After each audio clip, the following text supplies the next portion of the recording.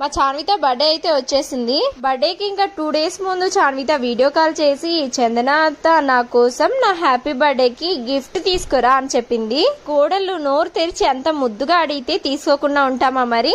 అందుకే తన కోసం గిఫ్ట్ తీసుకుందామని డిమార్ట్ కి వచ్చాను. నేనైతే తనకి నచ్చేలా ఏదైనా టాయ్స్ తీసుకుందాం అనేసి చూసాను, కానీ అన్ని ఆల్రెడీ తన దగ్గర ఉన్నాయి. ఈ బ్యాగ్స్ చూడంగానే నాకు మా ప్రసుకి భలే నచ్చేసాయి, తనకు కూడా బాగా నచ్చుతాయి అనేసి అన్నట్టుగా తీసుకున్నాము. ఇంకా అదే కాకుండా ఇలా ఒక ఉండి కూడా తీసుకున్నాం అనమాట. తనతో పాటు నేహా కూడా తీసుకున్నాను. నేను తెచ్చిన బ్యాగ్ ఉండి తనకు చాలా బాగా నచ్చాయి, కానీ తనతో పాటు నేహా కోసం కూడా వేరేవి తీసుకొచ్చాయి. అందుకు తను కొంచెం అప్సెట్ అయింది. ఆహా, మీరు ఎత్తి పెట్టుకోపోండి, ఇప్పుడు ఓపెన్ చేయొద్దు. నేహా ఎత్తి పెట్టుకో, చాన్విత ఎత్తి పెట్టుకోపో, పోండి.